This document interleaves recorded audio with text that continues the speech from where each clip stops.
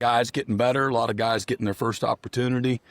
It's exciting to see guys making plays, both sides of the ball. It's been going back and forth. Our kicking game has been really outstanding the first part of camp here, and got a lot of work to do. Got a chance to have a really good team in time. We're not there yet. We're not a really good team right now. Just got a lot of good moments that we got to clean up a lot of things, but the last several days we've done a really good job taking care of the football and playing good, clean football when it comes to just operationally and ball security, not putting the ball in jeopardy. We just finished really the last piece of installation when it comes to situational football. We've hit everything but coming out and introduced some 2-minute to the offense and defense today. And so it was really good. A lot of really good stuff to teach and learn from, and a lot of good young players that are getting their first time experience, that some encouraging things from them. And again, some things that, again, guys got to keep working on. How's that depth situation that you said that you hoped that would come up in the spring? How's that coming along? Yeah, so depth where? On the defensive side. Yeah, I mean, again, the best part of a year ago's defense was and really last year's football team was the middle half of our roster. Yeah. And I thought that was probably as good as there was in college football. And that took a hit, to some degree, and that's probably like that in a lot of places. But that still, again, remains to be seen. We got a lot of work to do there. A lot of work to do, but some encouraging things, and test of time will tell, just as far as that development is concerned, and it's really all three levels. Last year, this time, Ben was implementing his offense and putting in some new stuff. This year, how much further along do you feel like that offense is, and how has it progressed this spring? Well, I think it's fair to say, John, having been a first-year player, your quarterback a year ago, there was a transition that had to take place to some degree, and to your point, a lot of new language and verbiage and things of that nature. So it's good to build on that foundation from a year ago and focus on the areas where we got to improve and get better. And so I think that we've been able to really lock in from a scheme standpoint in areas that where we weren't as strong as we needed to, and get better. And then again, just overall, just fundamentally how to play all the positions, on offense, fundamentally within the schemes, and how to get better, developing a really good foundation that way. How would you describe kind of Ben's willingness to, bring in other ideas, to listen to other people on the staff? Because he's obviously got a lot of people around him that know a lot of football. Yeah, I think every coach, if they're doing it right, you're always learning and growing and evolving.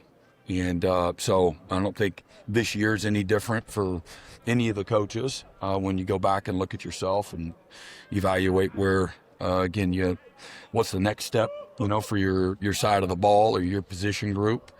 And so I think every position group on the team is looking at it that way. So new drills, new way of saying things, or a better way. And you don't change everything. You find out, maybe, again, how you run a drill, or how you're coaching and teaching, or verbiage in the techniques. And then sometimes it's getting rid of things too. And that maybe it's not worth, the time that you've, instilled and putting some of those schemes in and whatnot. So, but he's got great humility and good understanding of what the next step is and how we got to get better. Brent, when you have some guys in that receiver room a little nicked up this spring, what have you seen from like a Manny Choice or a Mackenzie Aline since he got here? Yeah, those two guys in particular have had another really good day today. And Mackenzie Allen's a really good football player. He knows how to play the game. He's tough. He's competitive. And Manny Choice is a guy we're really excited about. Again, a big, strong-bodied guy that's athletic. He's wide open, plays with tremendous effort and strain, and he's got great, awareness and understanding of how to play receiver, and still learning and growing in that space as well. And but he's got a high, give a crap meter, as we talked about before. Both of those guys do, and they show up every day and really competitive. We had a lot of really good competitive plays on the football today, both catching it and then also defending it both. And Jaden Petit, another young guy that's really coming off the scrimmage from a few days ago, made a couple of really nice, competitive, tough plays in traffic and a lot of turbulence going on, and then finished with the second group a 2-minute drill. And Bo does a great job of putting the ball right in the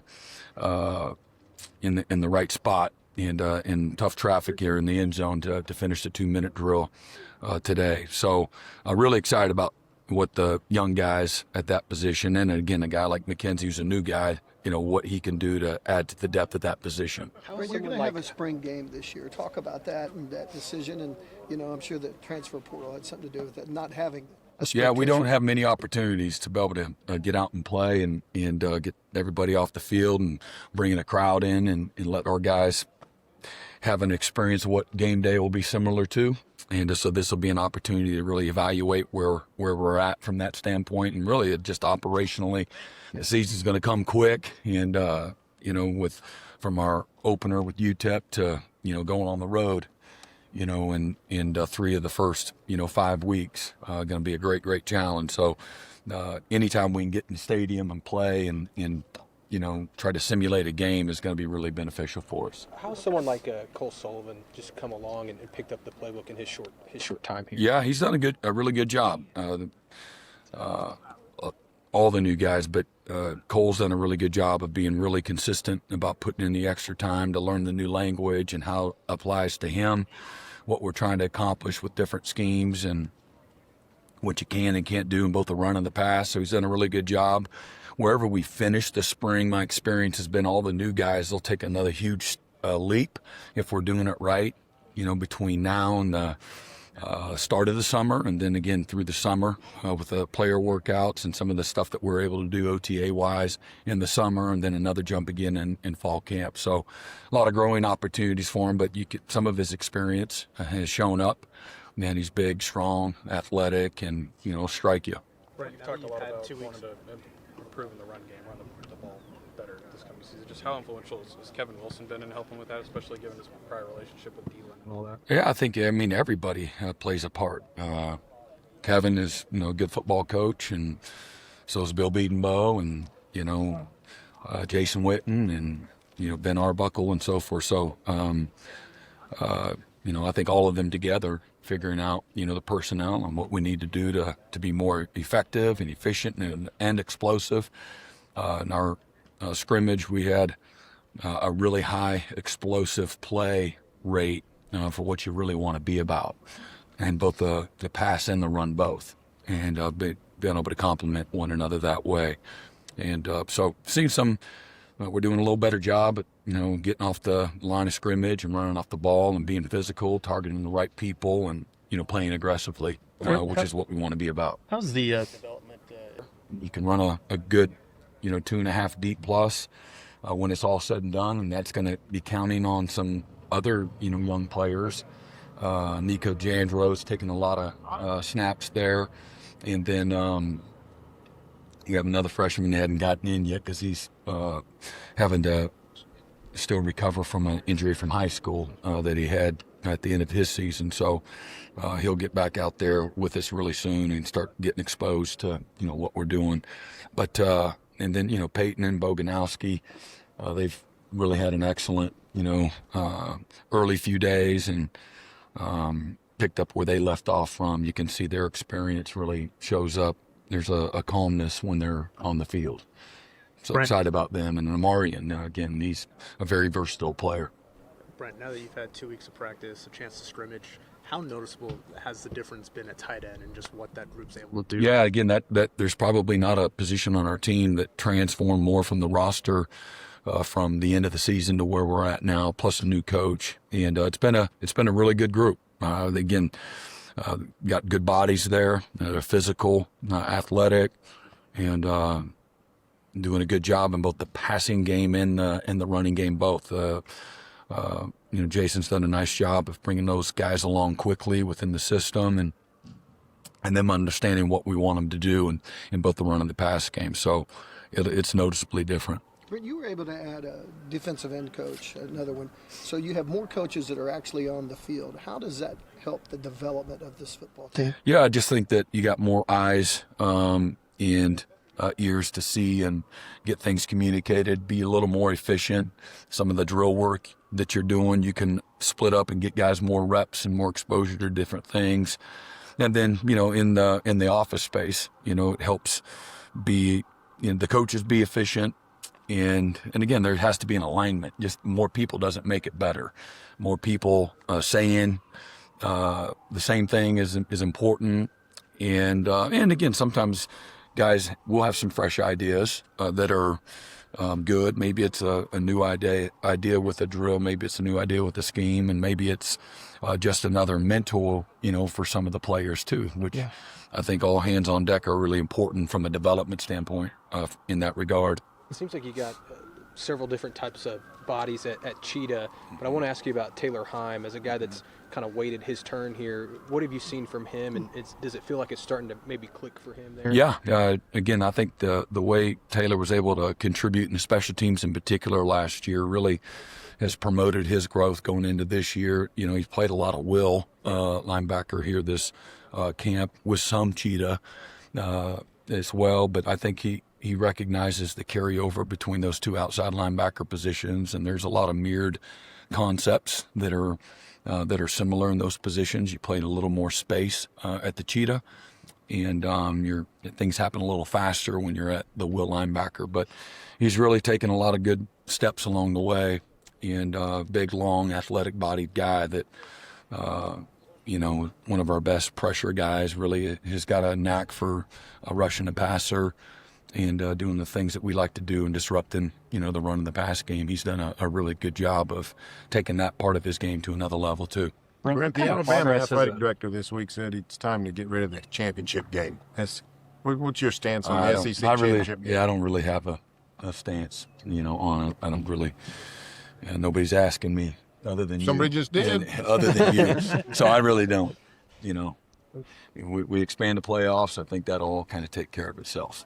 Brent, it seems like Xavier Robinson has missed some practices. How's his recovery going? Good. Yeah, he just had a little strain. So we're getting some of those young guys the reps that they need so they can play. We're going to have to lean on some of those guys, and we had some really good explosive runs from Lloyd, from Jonathan Henton, and from my man from DeZeffin. Dez was fantastic. He scored a touchdown, a really good run in our scrimmage a couple days ago. And they've done a really good job. Dealin's done an excellent job of getting those guys prepared to execute, a new offense. All three of those guys, this is their first opportunity, here, and for their understanding of what we want to do in both the run game, in the pass game, and protection. Really excited about that group. Anything beyond just guys being banged up? Any significant injuries? No. What kind of progress has a guy like Jeremiah Newcomb made coming back from injury? It's good. He's a really competitive guy that's disruptive, plays big, and he's got really good quickness. He's got some corner skills, but he tackle like a linebacker, and we're really counting on him. He's going to play a big role for us this year. Brent, Andy Bass is coming off 2 ACL injuries. Talked to his coach the other day. He said nobody will fight harder to come back. Yeah. Talk about He's him. looked good. Okay. Yeah, he's looked good. Proud of Andy and Hardy's work to get back. And, there's not an easy thing to overcome, a second ACL. But he's done a great job. Same thing of picking up, our offense and plugging right in. He's a weapon out in space, really explosive athlete. But he's worked really hard for his opportunity. Are you going to miss the spring portal? I'm not going to miss the spring portal. Literally. Talk about, 9 lives, and I know every coach in America, assistant coach and head coach, that's been a really challenging, adaptation. And so everybody's glad to have some reprieve, from that. Do you think this new ghost transfer rule, is that something they I can don't- enforce? Yeah, I don't know. I'm not one to really ask whether or not it's enforceable or not. Whatever they decide the rules are, we'll comply. Thanks, Brent. Thanks, Right. appreciate it. Yep, y'all have a good one. I didn't move. Coach, All these other people moved. I didn't move. They got in tight, didn't they?